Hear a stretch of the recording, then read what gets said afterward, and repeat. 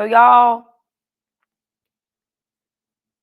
about a couple months ago, I started this journey with God that was more locked in version of my spirituality than I had been. To be honest with you guys, a couple years ago, I had stopped dreaming about certain things. I had faith in God for certain things, and God was calling me to have faith for all things, to allow Him into all aspects of my life. And because of disappointment that I've experienced in my past, I stopped. I stopped having that same type of faith. And so God called me back this year through Pam, my assistant. Got to give her credit. She was like talking about, let's do a vision board, let's do this, let's do that. And just thinking about those things opened up a part of my heart and my mind that I had really neglected because of pain, because of disappointment in my past. And so I started dreaming again, and went with me dreaming again, God said, oh, you want to have faith for something again? Well, here I am. I put those dreams in your heart, and you got to use me to get there. And I'm like, oh, And so this journey with God began.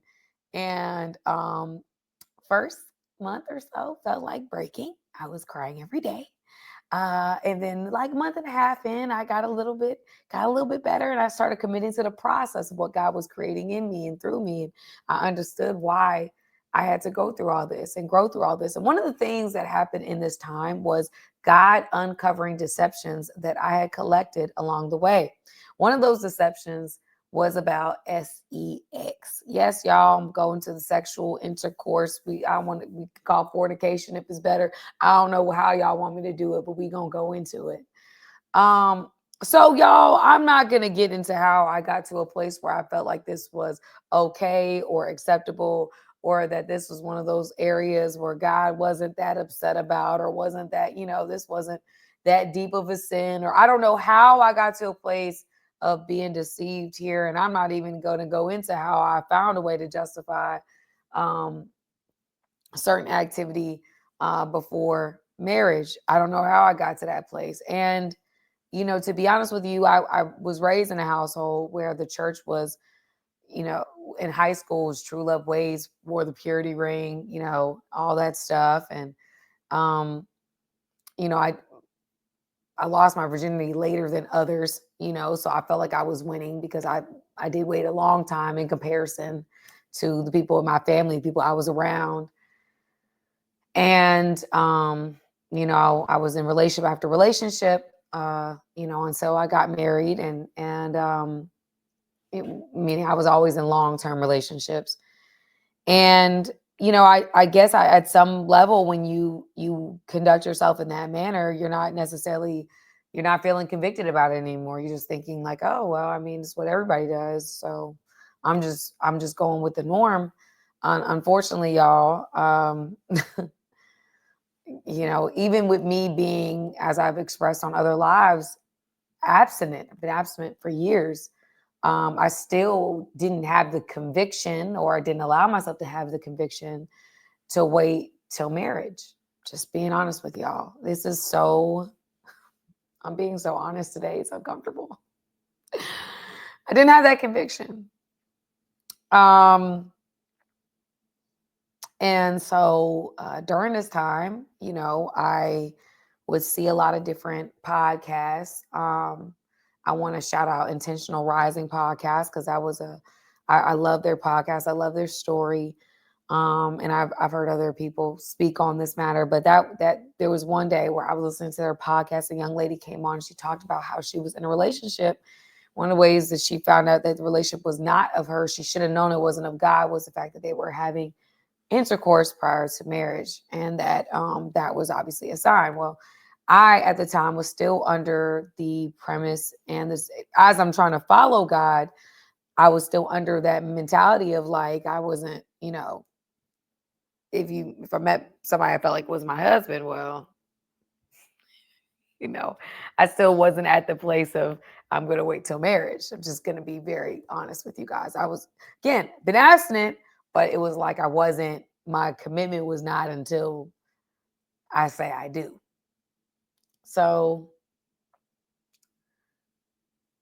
this young lady speaks, and she's speaking about it. And I am wrestling while she's speaking about her conviction.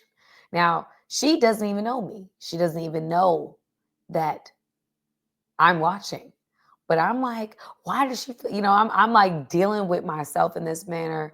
And I'm like, God, like, is that really you? Or is this like, y'all, you don't understand how deceived I was. Cause it's one thing you're doing it and you're like, you're not deceived. You're like, I know this is wrong, but I'm doing this. This is a calculated sin. I'm just, and that, y'all, again, that is not good. God has harder. There's, when you choose to sin and continuously sin, and you're like, I'm doing this and I know what I'm doing, there's a different type of weight to it. Okay. And we'll talk about that later, but that is a different weight. That's a different weight. And so a lot of people that are engaging in that type of behavior, let's be honest, you're not hearing God like that. You're just not. He can't. The reason why Jesus had to come and die on the cross for our sins was because sin separates. That was the only way for us to be able to have a connection with God, was if Jesus, who was perfect, a perfect lamb, a perfect sacrifice, was to come and shed blood for us to be able to have this connection with God. Well, when we choose and knowingly choose to continue to move in that area, it's a different weight to that type of sin. Like, it's one thing to not know and you're in deception, or whatever the case may be, but if you know and you're doing it, there's verses for that. You can look it up, back it up, and figure it out for yourself. But it separates. It separates. And so, y'all, being completely transparent, I saw this podcast, saw this young lady talking about it, and I was wrestling with myself. Because I had justified it in my mind. I was like, I'm not waiting until, marriage. I don't know when that's going to be, like, I don't want. And, like, everybody and obviously enjoys that type of activity. So it's not like you're saying no to something that you enjoy. And I'd already been saying no. So I'm like, how long is this going to be, God? Like, now you're asking me, I don't know. This might be, who knows? Okay. So I'm just gonna y'all, I'm keeping it real today. Okay. I'm keeping it as real as I possibly can. Because this is uncomfortable. Okay, but anyway. So I'm wrestling. And I come home, I go into my room where I sit down before God. And this is really during my breaking period. And I'm like, God, like, I don't think that that's you. Like, there's no way you just don't want us to do this. Like, you created this. Like, I'm literally having, y'all might think this is crazy, but I'm literally having this dialogue with God because I was under so much deception. I'm not going to get into how I was so deceived. There's people that feel like it's not really a sin. There's people that feel like it is a sin. Like, there's a lot of different worlds. And I had found a loophole, like a lot of us do when we want to continue to move in certain ways. And I found that loophole and I dug into it. And so, although in that, I had been abstinent, I haven't been, it still was one of those things where I struggle with, because of the deception I had received. And lo and behold, I sat before God, and He's so gracious and merciful. I was crying. He wouldn't even let me cry. I was like, God, I don't understand this. Like, is this really you? Like, is this what the world created? Is this rules that they created to make us, to suppress our sexuality? Like, all this stuff that I had come up with, whatever. And by the end of that conversation, I was like, God, if this is not you, or this is you, if this is you saying this, I'll do whatever you want. I could cry now. Oh my gosh, I could cry now. It's like, I'll do whatever you want. And I think that surrender, that process of like, I'm fighting this, I'm fighting to be right here when Y'all, there's so many scriptures to back up the fact that you're not supposed to be doing that, right? But we live in a society where it's everywhere. And we think that just because it's normal, that means it's right. And normal and right are not the same thing, right? So the path that God calls us on is a narrow path. And, I think all of us deal with struggling with the level of lust. And whether I realized it or not, I did, and still do, and still, you're a human being. You have desires. It's been years. So yeah, you're desiring this. You want to connect with somebody in that way on some level, and you're like, when is okay? Well, I'm waiting. So marriage guy, when is this?